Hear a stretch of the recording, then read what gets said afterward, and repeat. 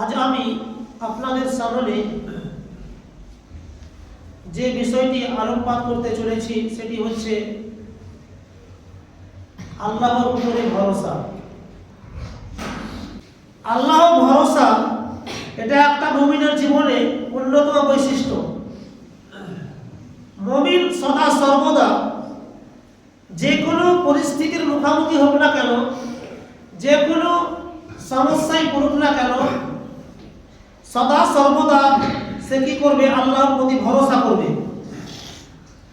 এই ব্যাপারে আল্লাহ সুবহানাহু ওয়া তাআলা মুমিনের বৈশিষ্ট্য উল্লেখ করেছেন সূরা আনফাল সূরা নম্বর ৮ আয়াত নম্বর ২ এর মধ্যে, ইন্নামাল মুমিনুনা আল্লাযীনা ইযা যুকিরাল্লাহু ওয়াজিলাত কুলুবুহুম।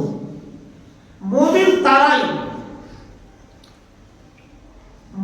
তারাই হবে যখন তারা আল্লাহকে স্মরণ করবে, আল্লাহর কথা মনে করবে, তখন তাদের অন্তরটা, তাদের ভিতরটা ভয়ে কম্পিত হয়ে যাবে, তাদের ভিতরটা ভয় করবে। যখনই তারা আল্লাহকে স্মরণ করবে তখন তাদের অন্তর ভয়ে কম্পিত হয়ে যাবে। ওয়াইদা তুলিয়াত আলাইহিম আয়াতুহু যাতাতুহুম ঈমানা। মুমিনের সামনে যখন কোরআন হাদিসের আলোচনা করা হবে, কোরআন তাদের সামনে পেশ করা হবে, কোরআনের আলোচনা তাদের সামনে বলা হবে, তখন তাদের ঈমান আরো জাগ্রত হবে। ওয়া আলা রাব্বিহিম ইয়াতাওয়াক্কালুন। ৩ নম্বর হচ্ছে মুমিন সদা সর্বদা যে কোনো বিপদের সম্মুখীন হোক না কেন, যে কোনো পরিস্থিতির মুখোমুখি হোক না কেন, সদা সর্বদা মুমিন আল্লাহর প্রতি ভরসা করবে। অত্র আয়াতের বিবরণে বোঝা যায় যে যখনই মুমিন আল্লাহকে স্মরণ করবে তখন মুমিনের ভয় আসবে, তার অন্তরে ঈমান জাগ্রত হবে, ঈমান আরো তার তাজা হবে, এবং তার সামনে যখন কোরআনের আলোচনা করা হবে তখন তার ঈমান আরো বৃদ্ধি হবে। দ্বিতীয় নম্বরে যে কথাটা বললেন আল্লাহ, যে মুমিনের সামনে যখন কোরআনের আলোচনা করা হবে তখন মুমিনের ঈমান আরো তাজা হবে, মুমিনের ঈমান আরো বৃদ্ধি হবে। এখন আপনার কাছে প্রশ্ন, আপনি বলেন, আপনি তো আপনার জীবনে কত কোরআন হাদিসের আলোচনা শুনে এসেছেন, একটু ঈমান জাগ্রত হয়েছে? ঈমান একটু মজবুত হয়েছে? ঈমান একটু জেগেছে? জি না। জাগেনি কেন বলছি? আপনার জীবনে আপনি কত খুতবা, কত বক্তব্য, কত জলসা শুনে এসেছেন বলেন? বছরে 52টা সপ্তাহ কত রকম আলোচনা শুনে এসেছেন, তারপরেও এখনো নিজের জীবনে বাস্তবায়ন হয়নি কেন? আল্লাহ সুবহানাহু ওয়া তাআলা কি বললেন? মুমিনের সামনে যখন কোরআন হাদিসের আলোচনা করা হবে, যখন জান্নাত জাহান্নামের কথা বলা হবে, তখন তার ঈমান আরো বৃদ্ধি হবে, ঈমান আরো জাগ্রত হবে। তো আপনি আপনার জীবনে এত কোরআন হাদিসের আলোচনা শুনে আসার পরেও আপনার আদর্শ, আপনার আখলাক, আপনার চরিত্র ওই আছে। ওয়া আলা রাব্বিহিম ইয়াতাওয়াক্কালুন। ৩ নম্বর আল্লাহ সুবহানাহু ওয়া তাআলা বলেন যে মুমিন সদা সর্বদা আল্লাহর প্রতি ভরসা করবে। এখন আপনার কাছে যাই, আর একটা আয়াত পরিবেশন করি, তারপরে বলছি। সূরা আল ইমরান সূরা নম্বর ৩ আয়াত নম্বর ১৫৯ এর মধ্যে আল্লাহ বলেন, ফাইদা আযামতা ফাতাওয়াক্কাল আলাল্লাহ। মুমিন যখন কোনো কাজের সিদ্ধান্ত নেবে, যখন কোনো কাজ করব বলে ইচ্ছা পোষণ করবে, তখন কি করবে? আল্লাহর প্রতি ভরসা করবে। এখন আপনাকে বলি যে আল্লাহর প্রতি আপনার কতটা ভরসা? যে মুমিনের বৈশিষ্ট্য আল্লাহ বলছেন যে মুমিন আল্লাহর প্রতি ভরসা করবে। যখন মুমিন কোনো কাজের সিদ্ধান্ত নেবে তখন আল্লাহর প্রতি ভরসা করবে। এখন আপনাকে এক্সাম্পল দিচ্ছি যে আপনি বাড়ি থেকে বের হলেন কাজের ইচ্ছাতে, কাজের উদ্দেশ্যে রওনা দিলেন, কাজ করতে গেলেন, আপনি মনে করলেন যে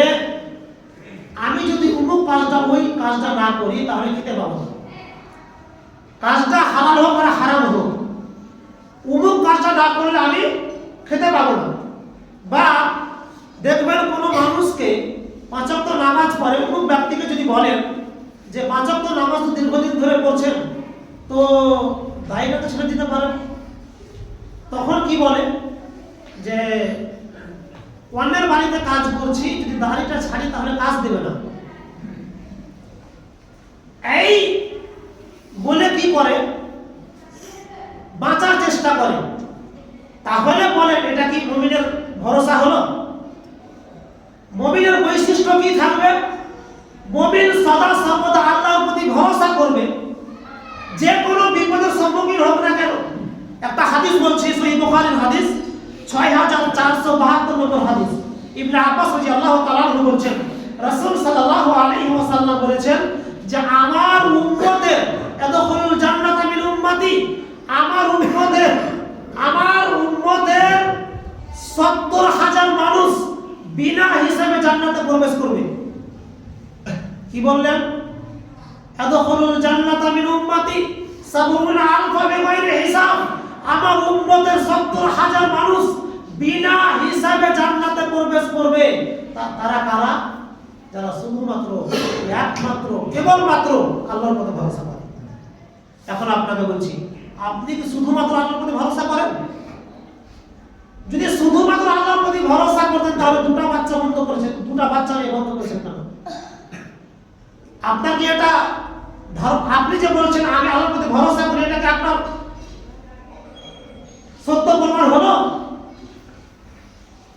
আল্লাহ যদি আপনি ভরসাই করতেন তাহলে কোন রকম শরীরের সমস্যা হচ্ছে তাহলে কোমরে হোক, গলাতে হোক, আপনি ঝুলাতেন?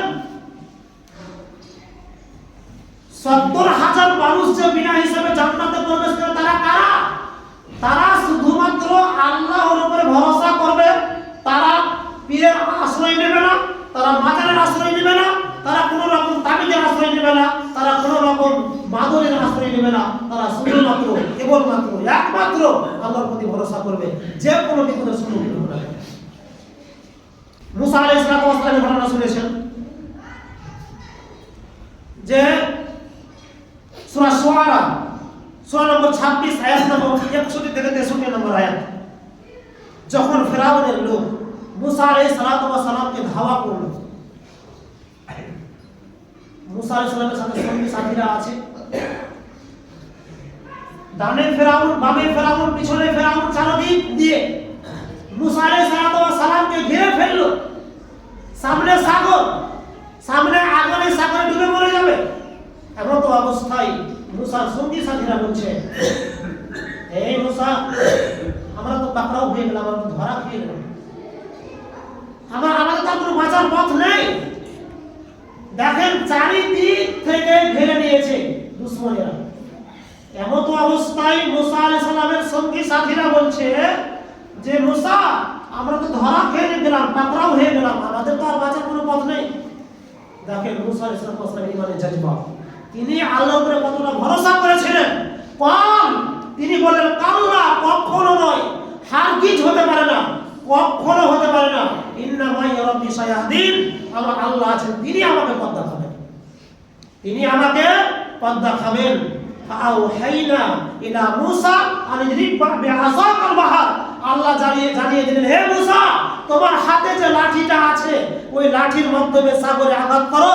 যখনই আঘাত করলেন সাথে সাথে মানে সাগর বিদীর্ণ হয়ে গেল, মিডিল দিয়ে একটা রাস্তা বেরিয়ে গেল। ছিল আল্লাহ ভরসা। আরো আপনাকে ঘটনা বলি, তারপরে আপনার দিকে যাব।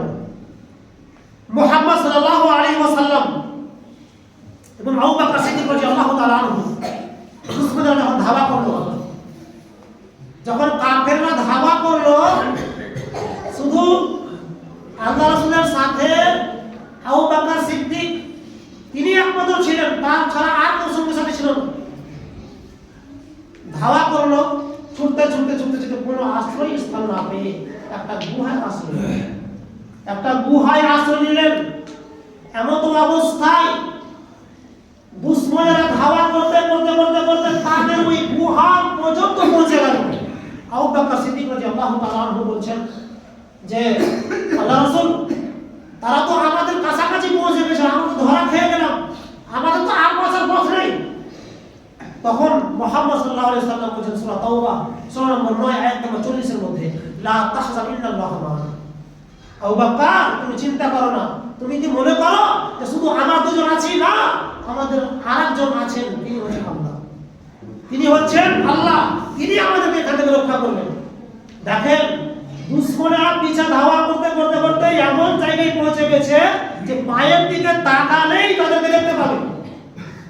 তারপরে নিশ্চিত ভাবে আল্লাহর উপরে ভরসা। মুহাম্মদ সাল্লাল্লাহু আলাইহি ওয়াসাল্লাম বলছেন না, আমাদেরকে দেখতে পাবে না, তিনি আছেন আল্লাহ, তিনি আমাদেরকে এখান থেকে বাঁচাবেন, এখান থেকে বাঁচাবেন, এখান থেকে রক্ষা করবেন। এই ছিল আল্লাহর ভরসা।